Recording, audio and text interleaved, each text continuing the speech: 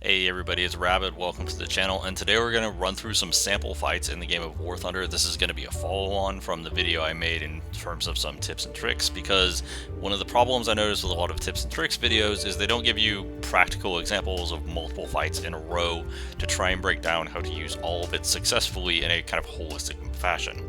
Now, obviously, while I do definitely have games where I'm just not paying attention and I get absolutely clocked while getting no kills, I don't really feel the need to show and walk you through that because I'm pretty sure you can replicate that if you really want to. I don't always play great. In fact, I often don't play that great. So I'm going to mostly try to show you examples of games where everything just kind of clicked and I also kind of knew what I was doing. Our first guest today is going to be the Magok 6R. If you want to know more about the Magok family of vehicles, I have an entire series of videos on them. The 6R specifically is just a generally pretty well-rounded medium tank.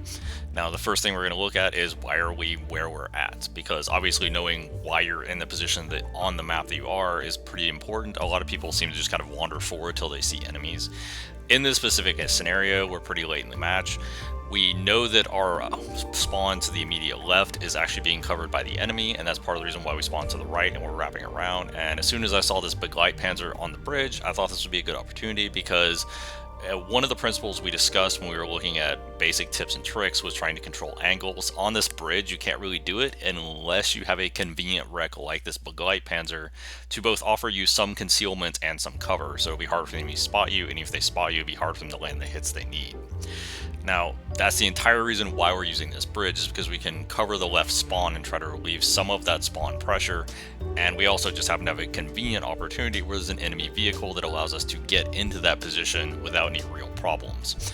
Now, one thing we'll talk about real quick is just the ammo loadout. We're rocking 18 APFSDS rounds, 2 Heat FS rounds, and 2 Smoke rounds. The APFSDS will be our primary. The Heat round is mostly just if we see a light vehicle that we can't really engage effectively with the APFSDS, we'll use that. And then of course we have the smoke round if we do need some concealment. As we crest over the hill, we use our binoculars to spot the enemy. We see both a Weasel and a T-72 off in the distance. You just see it dip behind that water tower. That's perfectly fine. We obviously want to engage the Weasel first because the Weasel is closest to us and the T-72 is unlikely to notice that it gets knocked out. However, the Weasel does get knocked out by a teammate before our shell lands. Fortunately, the Martyr 1A3 doesn't notice this. He notices our teammate that shot the Weasel, so we're able to knock out the Martyr 1A3 and then range find and take our time with the T-72 off in the distance. And that is a general thing you want to keep in mind when you do have the element of surprise on your side, is you want to keep in mind enemy awareness. If the enemy is close to you, they'll hear the gunshot go off. If they have direct line of sight to your shot to their teammate, they will see the impact. They have a much higher likelihood of spotting you. So you want to try to work your way backwards from the people who have the highest likelihood of spotting you to the people who have the lowest likelihood of spotting you, to give yourself as much time as possible to work your way down the list of targets. For the next engagement, we're immediately watching the left-hand side. We're keeping our vehicle silhouetted behind the Begleitpanzers. That'll give us some nice cover and concealment, and we're using the binoculars to peek over it. Now, we already kind of know from our team's position where the enemy is, and this map is low enough in terms of number of players currently left that we can mentally track exactly where everybody is on the map. So this is why we immediately started looking to the left at the position coming from their spawn to our point. And of course, we do spot 2 individuals while doing this. Now, while you can see me slaving the gun to where my binoculars are currently looking so that my gun is pointed in that general direction, one thing I don't do is rush out and fire right away because both these enemies are basically looking directly at me. If I were to fire right now, there's a very high likelihood they would figure out where that shot was coming from. As soon as we see that our teammate appears to have their attention, that's when we engage the first one. The second one is distracted enough, he appears to think that his buddy just died to our teammate, so now we basically have a free shot on him as well. And that is that engagement. That is a quick 4 kills. Really not much to say about it because all of this was just a bit of patience, a bit of technical proficiency. We had plenty of time to engage all of these targets. Realistically, anybody watching should be able to roll through that engagement because it's simply a matter of patience and awareness. So that's going to be one of the simpler engagements that we go through. Our next special guest will be the M26 Pershing. Did an entire video on this vehicle if you're interested. Long story short, relatively versatile American medium tank at 6.3. And obviously we have to answer the first question, why are we at where we're at? As you can see, very early in the map, very few friendlies and enemies out anywhere. We're trying to go ahead and take the C point and get positions around the C point before the enemy can really get set up and get into a lot of their sniper perches, because this is probably the best opportunity, at least in the first few seconds of the game, is to get this done. For our ammo loadout, we're currently running 20 of the M82 armor-piercing high explosive rounds. Really effective. You're going to see us using these as our main rounds throughout this entire video. We also have 5 of the APCR rounds, just in case we run into something a little heavier, we don't end up needing them. And then of course we have 2 smoke rounds for concealments. Now, in terms of our very first actual engagement, we see a friendly jumbo up ahead is getting harassed by something from the left-hand side. It appears to be a German 20mm cannon. At this point, it basically has to be a weasel. We're not ultimately that scared of a weasel, so our strategy at this point is just to run up and shoot it in the face with the main gun. The reason why we're not 50 caling it, even though 50 caling is technically an option, is because we want to get rid of it before it has the opportunity to disable our tracks or barrels, because that would be very inconvenient in this position. We then of course immediately turn around because the weasel was in the opposite direction as the rest of their team, and we see an Italian armored car which we 50 cal. I'm not entirely sure what this gentleman's plan was, but whatever it was, it didn't work. Then we almost immediately see a muzzle flash. We aim at the muzzle flash, see that it has the IR searchlights on top. Our vehicle recognition tells us this is probably an ASU-85. ASU-85 has very weak roof armor, so we're actually able to kill it by just hitting its roof with the M82 shot. Now, after dealing with the ASU-85, I want to get as close to the enemy side as possible, because obviously being on our side, there's no real cover from incoming fire. I can't control the angles at all. And I am pretty much aware there is somebody very close to me. However, I'm not entirely certain where they're looking in relation to me or how many teammates they have around them. So I don't really want to push them right away. And ultimately, we control the point, which means we kind of have the initiative here. It's up to them to make a play happen.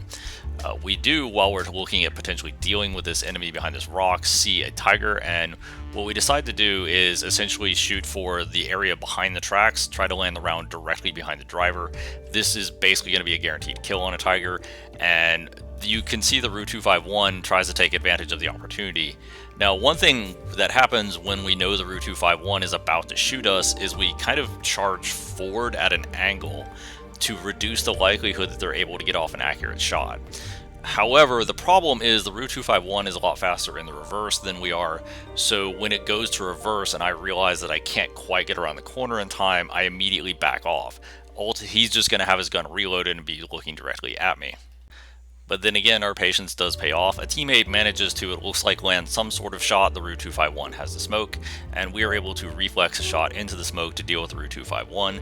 Again, it's one of those, just wait a few more seconds and see if something changes in the situation, rather than trying to push it when you don't need to.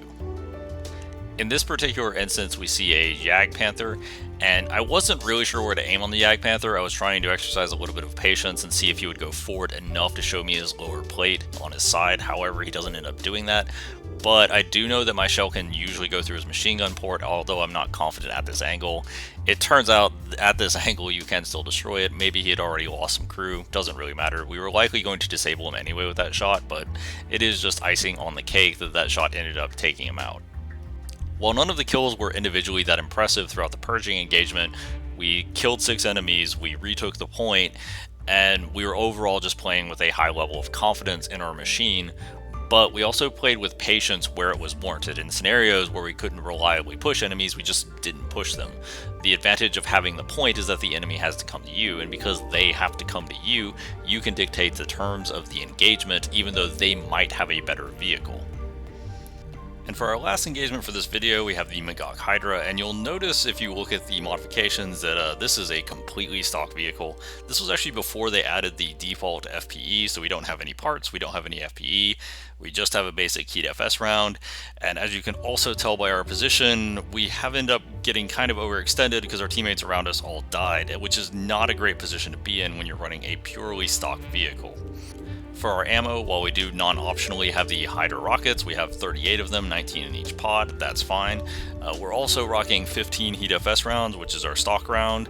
Honestly, as a fully stocked vehicle, I think even 15 might be stretching it, but we're going to be kind of optimistic and assume we'll at least fire those. You would notice this is the least ammo out of any vehicle I've taken, because honestly, just don't have high hopes for stock vehicles most of the time. And it's about at this point that I realize I have an immediate problem, because I have a T-54 in front of me, I can see it moving past me, and I also definitely hear engine noises of at least 2 enemies behind me. So we have to try and take out the T-54 very quickly, and then deal with 2 enemies behind us. Obviously, we could try to ignore the T-54, but if they notice the engagement, we could kind of get interrupted at the wrong time and then be kind of screwed. Now, the T-54 engagement's a little weird because the Heat FS round and the rockets will catch if we hit a building, and we want to try to knock them out with a single hit. So we have to wait for the T-54 to go past the building and cars to be able to land a hit successfully on it and guarantee the one-hit kill so that we can then turn around and meet our next enemy. And of course, as you can see, as soon as we land the shot, we immediately start swinging both our turret and our hull around. We want to get our turret around as the priority, but we also want to try to get our hull around as well. We reflex a shot at the BMP, don't end up killing it, but we do finish it off with the Hydra rocket. And then the IS immediately comes around the corner. I was really hoping this was something a lot weaker. However, we are just spamming rockets at him, hoping to disable systems, and ultimately we do get enough systems that we are able to just drown him in rockets, get him disabled, and knock him out with the Heat FS round. Obviously, this was a much faster and bloodier engagement than all the ones we previously went into. We ended up taking out 3 enemies in about 30 seconds. You're not going to be called upon to do stuff like this very often, but there are going to be some scenarios where you need that awareness, but you also need that ability to quickly make decisive decisions about who you want to engage first. If we engage anybody but the T-54 first, we're taking a big risk that the T-54 comes and interrupts us and shoots us in the back while we're in the middle of the fight. Shooting the T-54 first gives us just barely enough time to swing all the way around and meet both the BMP and the IS. So this was one of those, like, I had to make a snap decision to do it quickly. Nobody would really blame you if you end up losing the scenario, because ultimately it is kind of a 3v1 in a stock vehicle. But because we are able to kind of go down the list of enemies very rapidly and figure out exactly who we need to take out in what order and apply pressure to them, we are ultimately able to knock out all 3 of them in pretty short order. And that concludes this installment of the series. I do plan to do at least one more breaking down some other different fights, especially some at like different battle ratings, because I want to show some variation there. Ultimately, if you guys do like this, I can produce more content like this. I just need to find fights that are relatively interesting and that have things that I can break down that at least kind of sort of help somebody understand what my thought process is. Overall, I hope you enjoyed it. Hope you had fun. If you did, please leave a like and subscribe. Have a nice day, everybody.